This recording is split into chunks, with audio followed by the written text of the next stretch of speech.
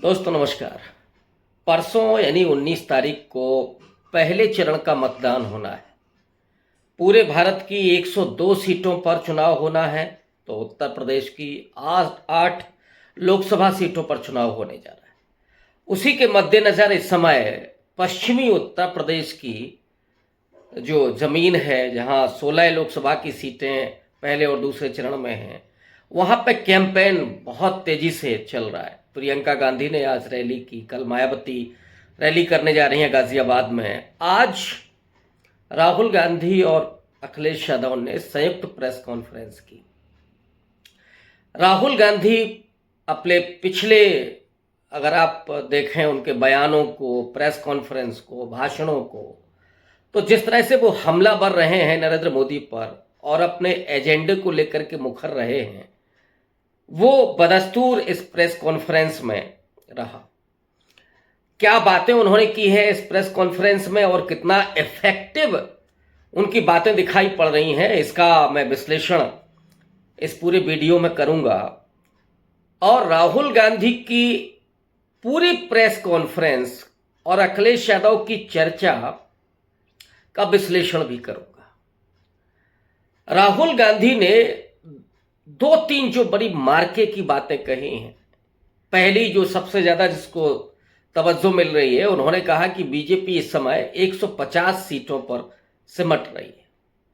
जैसे चुनाव विश्लेषक होते हैं, वो एक एक सीट का आकलन करते हैं, विश्लेषण करते हैं, वैसे ही राहुल गांधी बहुत खुल करके और लगता है जैसे ईमानदारी के साथ, जाहिर तौर पर अपने पूर्वाग्रह तो होते ही हैं, अपनी सूचनाओं का तंत्र होता है, तो उसमें कुछ चीज़ें जाहिर तौर पर थोड़ी सी मिस हो सकती हैं या पूर्वाग्रह हो सकते हैं, लेकिन राहुल गांधी की बातों में दम दिखाई पड़ता है। वो जो कह रहे हैं कि आज के 15-20 दिन पहले जब मेरा अपना एनालिसिस था, तो वो 180 सीटों का था। हर स्टेट से हमको जानकारी मिल रही है कि अब बीजेपी 150 सीटों पर सिमट रही है। ये जब वो बात कह रहे हैं, तो राहुल गांधी के अगर आप कॉन्फिडेंस को देखें, वो कॉन्फिडेंस क्या कह रहा है। राजनीति में ये तो होता है कि कोई भी राजनीतिक दल हमेशा अपनी पार्टी को ज़्यादा सीटें बताता है, विपक्ष को कमतर आंकता है या बोलता है कम से कम। उसके चेहरे का जो हाव भाव है वो बहुत कुछ स्पष्ट करता है। हम लोगों का काम है कि उस चेहरे के हाव भाव को पकड़ा जाए। राहुल गांधी का कॉन्फिडेंस अगर आप देखेंगे तो आपको समझ में आएगा कि सच्चाई के साथ बोल रहे हैं। हो सकता है कि उनके इस आकलन में कुछ चीजें ठीक ना हो, लेकिन ऐसा कतई नहीं लग रहा है कि राहुल गांधी कोई झूठ बोल रहे हैं या अपनी तरफ से कुछ उन्होंने ऐसा एक जुमला छोड़ा है। ये चीज नहीं दिखाई पड़ती है। जैसे एक पत्रकार ने उनसे पूछा कि लोग प्रधानमंत्री बनने के लिए गुजरात से बनारस आते हैं और आप अमेठी छोड़ करके वायनाड चले गए। राहुल गांधी बहुत मुस्कुराते हुए कहते हैं कि देखिए, ये बीजेपी का सवाल है, पहले ही ओपनिंग बॉल ही बीजेपी के, लेकिन फिर जवाब भी देते हैं। सबसे अच्छी बात यह है कि राहुल गांधी वो बात कहते हुए जवाब देते हैं और वो कहते हैं कि अमेठी से चुनाव हम लड़ेंगे या नहीं लड़ेंगे, ये हमारी पार्टी को, चुनाव समिति को तय करना है। संकेत दिया उन्होंने कि वो छोड़ करके नहीं जा रहे हैं अमेठी को। अगर पार्टी उन्हें निर्देश देगी तो वो जरूर चुनाव लड़ेंगे। एक तीसरी बात जिस पर लोगों का ध्यान जाना चाहिए, उन्होंने अपने एजेंडे को, और कांग्रेस का जो करीब 45-46 पेज का मैनिफेस्टो है, अगर ये कहा जाए कि वो अब तक का सबसे सोशल जस्टिस का कांग्रेस पार्टी का मैनिफेस्टो है, तो इसमें कोई आश्चर्य नहीं, कोई उसमें अतिशयोक्ति नहीं। और जिस तरह से एक एक एनालिसिस है उसमें और बाकायदा अध्ययन के जरिए वो चीजें आई हैं।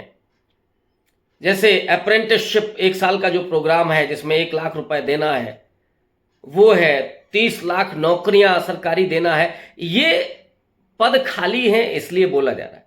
राहुल गांधी ने ये नहीं कहा कि हम 2 करोड़ रोजगार देंगे हर साल, इस तरह की बात नहीं है। 30 लाख सरकारी पदों पर हम भर्ती करेंगे 2025 से, महिलाओं को भी 50% आरक्षण देंगे। आरक्षण की जो सीमा है उस सीमा में 50% सीमा को हम ब्रेक करेंगे। दलितों आदिवासियों का आरक्षण उससे बढ़ेगा, जैसे आपके बिहार में, तमिलनाडु में और भी दूसरे राज्यों में आरक्षण की सीमा 50% से पहले ही क्रॉस कर चुकी है। बिहार में 75% है, आपके तमिलनाडु में और भी कई राज्यों में 60%, छत्तीसगढ़ में आपका देखिए 70-80%। तो ये जो, और इससे अति पिछड़ा जो समाज है उसको भी भागीदारी मिलेगी, पिछड़े समाज को भी भागीदारी मिलेगी। ये जो एजेंडा है उस एजेंडे पर आने में कांग्रेस पार्टी को लंबा वक्त लगा। आरक्षण पर इस तरह से कांग्रेस पार्टी कभी नहीं बोलती थी। राहुल गांधी कास्ट सेंसस की खुल करके बात कर रहे हैं कि हमारे एजेंडे में है कि 2025 में हम कास्ट सेंसस कराएंगे। कास्ट सेंसस कितना बड़ा मुद्दा है कि मोदी जी उससे डर करके भागते हैं और सेंसस ही नहीं कराते। तो राहुल गांधी की जो बातें हैं, गरीब परिवारों को देखना, उनकी शनाख्त करना और फिर उन परिवारों की महिलाओं को प्रतिवर्ष 1 लाख रुपया सीधा ट्रांसफर करना, ये उनके मैनिफेस्टो में है। किसानों की एमएसपी की गारंटी है, कर्ज माफी की बात है। तो एक सोशल जस्टिस का जो डॉक्टर अंबेडकर का कभी सपना था, या संविधान सभा में और संविधान के जरिए जो सोशियो इकोनॉमिक इक्वालिटी की बात और सोशल डेमोक्रेसी की बात, इकोनॉमिक डेमोक्रेसी की बात, ये जो की गई थी कि गरीबों से ये देश आज़ाद हो, गरीबी से मुक्त हो, सशक्तिकरण हो लोगों का, आदिवासियों को, दलितों को मुख्य धारा के विकास में उन्हें अवसर मिले डेवलपमेंट करने का, ये पूरा एजेंडा राहुल गांधी अपने उस प्रेस कॉन्फ्रेंस में रखते हैं। और बड़ा जोरदार प्रहार उन्होंने नरेंद्र मोदी पर किया। उन्होंने कहा कि जो इलेक्टोरल बॉन्ड है वो एक तरह से हफ्ता वसूली है। अखिलेश यादव भी उसी बात को कहते हैं कि ये लगातार वही चीजें हो रही हैं, हफ्ता वसूली जैसी, एक भ्रष्टाचार का बड़ा गोदाम बन गया है। राहुल गांधी कहते हैं कि भ्रष्टाचार के अब तक के सबसे बड़े चैंपियन है नरेंद्र मोदी। ये जो अटैक है वो अटैक नरेंद्र मोदी को कितना चोट पहुंचा रहा है, क्या हालत है नरेंद्र मोदी की, अगर आप इसको देखिएगा, वहां एजेंडा क्या है कि हमें संविधान को खत्म करने के लिए, डॉक्टर अंबेडकर के संविधान को बदलने के लिए 400 पार चाहिए। जब नरेंद्र मोदी ये बात कह रहे हैं कि ये 400 पार, 370 पार हमारा एजेंडा है, उस समय नरेंद्र मोदी के हाथ कांप रहे हैं। चेहरे की आप भावभंगिमा देखिए, ऐसे लग रहा है कि जैसे अचानक नरेंद्र मोदी को बुढ़ापा आ गया है। उम्र हालांकि उनकी अच्छी खासी है, 73-74 साल के हैं, फिर भी उनके चेहरे पर एक नूर होता था, एक कॉन्फिडेंस होता था, वो डगमगाया हुआ है इस समय। हालात बहुत खराब लग रहे हैं। खुद नरेंद्र मोदी को ये बात समझ में आ रही है कि जो इस समय लोगों का रिएक्शन है, और खास करके संविधान बदलने के सामने 2-2 बार सफाई दे चुके हैं नरेंद्र मोदी, लेकिन फिर भी हालात नहीं संभल रहे हैं। और एक चीज को आप और नोटिस कीजिएगा कि इस समय बेहद शांति है, सन्नाटा है एक तरह का। लोग उस तरह से सड़क पर आकर के रिएक्ट नहीं कर रहे हैं। और जो मोदी भक्त थे, वो जो मोदी मोदी के नारे लगाते थे, वो आपको नहीं दिख रहे हैं। किराए वाले भी नहीं बोल रहे हैं। तो लोकप्रियता नरेंद्र मोदी की रसातल को जा रही है।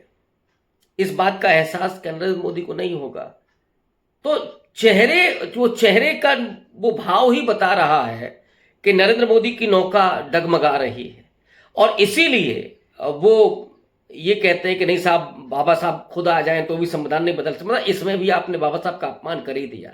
असली मंसूबा क्या है ये तो समझ में आ ही रहा है। खास करके दलितों, आदिवासियों, पिछड़ों, महिलाओं को, अल्पसंख्यकों को ये बात समझ में आ रही है कि आप करना क्या चाहते हैं, आपका क्या एजेंडा है। तो राहुल गांधी एक ऐसे चुनाव विश्लेषक की तरह बात कर रहे हैं कि 180 हम समझते थे, अब 150 की हालत हो गई है। और ये भी कहा कि उत्तर प्रदेश में हम बहुत अच्छा परफॉर्मेंस करने जा रहे हैं। अखिलेश यादव ने तो कहा कि एनडीए को पीडीए हराएगा और गाजियाबाद से लेकर के और गाजीपुर तक हम बीजेपी को साफ करने वाले हैं, और उससे ज़्यादा जनता उसके लिए तैयार है। तो वो कहते हैं कि उत्तर प्रदेश की जनता वेलकम भी बहुत अच्छे से करती है और विदाई भी बहुत अच्छे से करती है। तो ढोल नगाड़ा और ये गाजे बाजे के साथ वो नरेंद्र मोदी की विदाई भी उत्तर प्रदेश की जनता करेगी।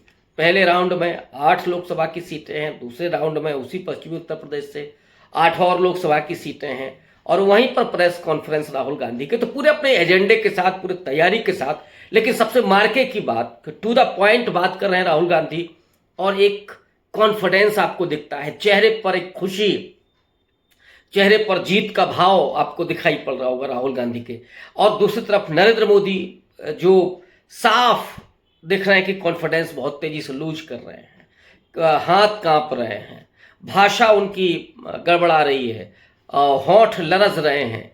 ये दिखाता है कि नरेंद्र मोदी की नौका फंस चुकी है। देखना होगा कि अभी तो काफ़ी लंबा है, 2 महीने तक चुनाव चलने हैं।